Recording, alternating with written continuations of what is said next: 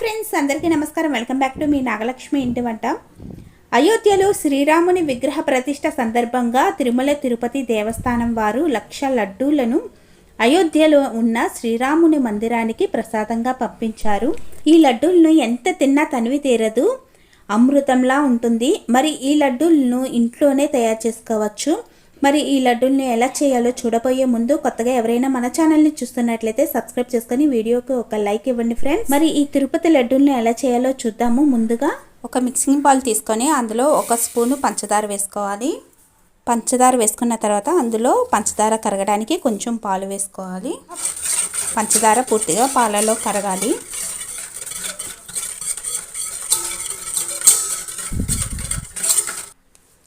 ఇలా పంచదార కరిగిన తర్వాత 1 గ్లాసు శనగపిండి వేసుకోవాలి.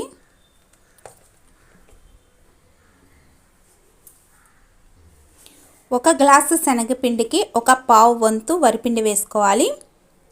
బియ్యం పిండి వేసుకోవాలండి, పొడి బియ్యం పిండి. 1/4 వంతు పొడి బియ్యం పిండి వేసుకోవాలి.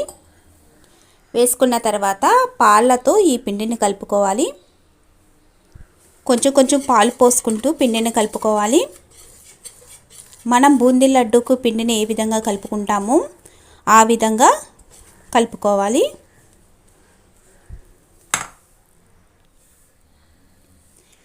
కాచి చల్లార్చిన పాలేనండి. కాచి చల్లార్చిన పాలతో పిండిని కలుపుకోవాలి.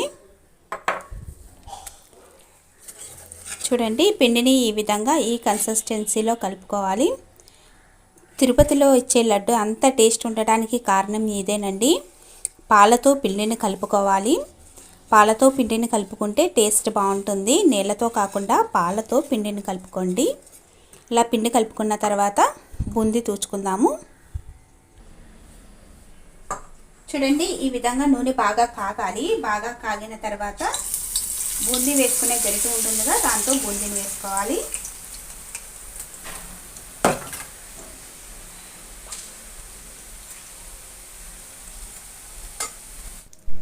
బూందీ వేసిన తర్వాత మంటను మీడియంలో పెట్టుకొని వేయించుకోవాలి. బూందీ లడ్డూకైతే వేసిన వెంటనే 1 సెకండ్ ఉంచి తీసేస్తాము. కానీ తిరుపతి లడ్డూకు అలా కాదండి, కొంచెం క్రిస్పీగా వేగాలి. చూడండి, ఇక్కడ వీడియోలో చూపిస్తున్న విధంగా ఇలా క్రిస్పీగా వేగితేనే మనకు తిరుపతి లడ్డు టేస్ట్ వస్తుంది. చూడండి, ఈ మాదిరిగా వేగితే సరిపోతుంది. మరి ఎక్కువ వేగిన కలర్ చేంజ్ అయిపోతుంది.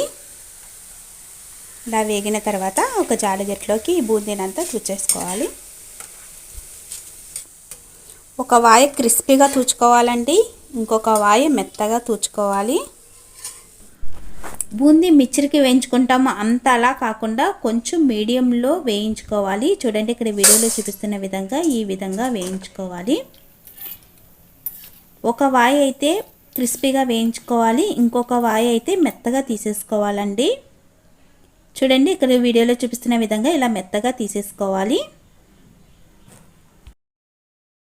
చూడండి, బూందీ లడ్డూకి బూందీని అయితే ఈ విధంగా తుచ్చుకోవాలి. కొంచెం ఎర్రగానే తుచ్చుకోవాలండి, బాగా మెత్తగా కాకుండా కొంచెం క్రిస్పీగా ఉండేలాగా తుచ్చుకోవాలి. ఇలా తుచ్చుకున్న తర్వాత ఇదంతా కూడా మిక్సీ జార్లోకి వేసుకోవాలి. కొంచెం బరకగా మిక్సీ వేసుకోవాలి. మిక్సీ జార్లో వేసుకొని కొంచెం కచ్చా పచ్చాగా మిక్సీ వేసుకోవాలి. ఈ బూందీ అంతా కూడా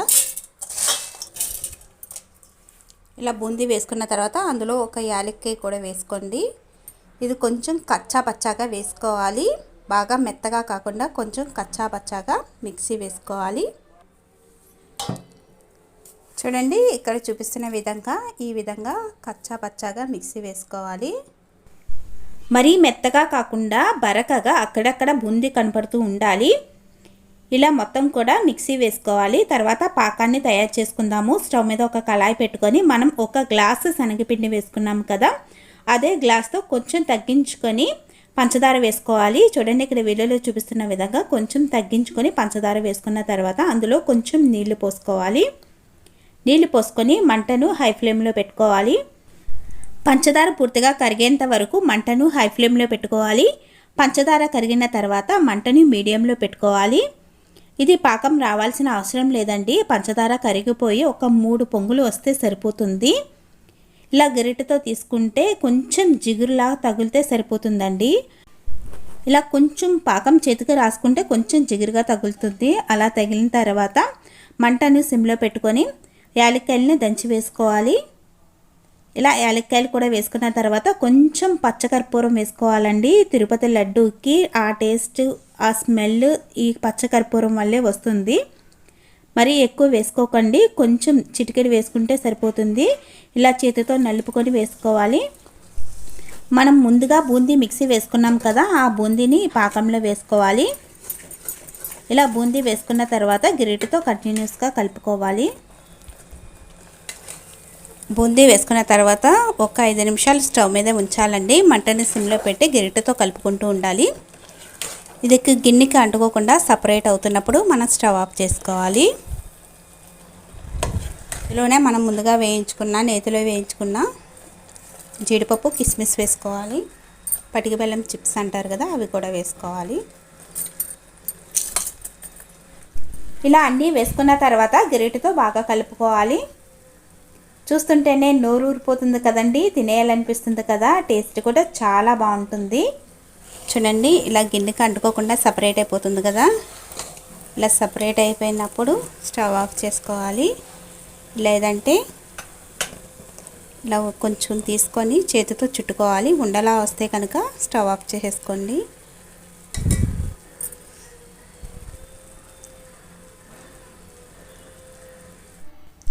చూడండి, కొంచెం బూందీ తీసుకొని ఇలా చేతితో చుడితే ఉండలా వస్తుంది. అలా వస్తే సరిపోతుంది. అలా వచ్చిన తర్వాత స్టవ్ ఆఫ్ చేసేసుకోవాలి. ఇందులో కొంచెం నెయ్యి వేసుకోవాలి. అలాగే చేతికి కూడా నెయ్యి అప్లై చేసుకొని ఈ లడ్డూలను చుట్టుకోవాలి. బాగా వేడి మీద చుట్టుకోవాల్సిన అవసరం లేదు, కొంచెం చల్లారిన తర్వాత చుట్టుకోవచ్చు. చేతికి కొంచెం నెయ్యి రాసుకుంటూ ఈ లడ్డూలను చుట్టుకోవాలి. అంతేనండి, ఎంతో రుచిగా ఉండే తిరుమల తిరుపతి లడ్డు రెడీ. సేమ్ అదే టేస్ట్ ఉంటుందండి. ఒక్క లడ్డు తింటే వదిలిపెట్టం, ఇంకా తింటాము, అంత రుచిగా ఉంటాయి. సేమ్ తిరుపతిలో చేసిన లడ్డు ఎంత టేస్ట్గా ఉంటుందో అంతే టేస్ట్ ఉంటుందండి. మరి ఈ లడ్డూలను మీరు కూడా ప్రిపేర్ చేయండి ఇంట్లో. ఎలా వచ్చిందో నాకు కామెంట్ చేయడం మాత్రం మర్చిపోవద్దు. మరి ఈ వీడియో మీకు నచ్చితే మన ఛానల్ని సబ్స్క్రైబ్ చేసుకోండి. అలాగే పక్కనే ఉన్న బెల్ ఐకాన్ని క్లిక్ చేయడం వల్ల మేము పంపించే కొత్త రెసిపీస్ అన్నీ కూడా మీకు మెసేజ్ వస్తుంది. వీడియో ప్రతి ఒక్కరూ చూస్తున్నారు, కానీ లైక్ చేయడం, కామెంట్ చేయడం మాత్రం మర్చిపోతున్నారు. ఈసారైనా ఒక లైక్, కామెంట్ చేయండి friends. Thank you for watching.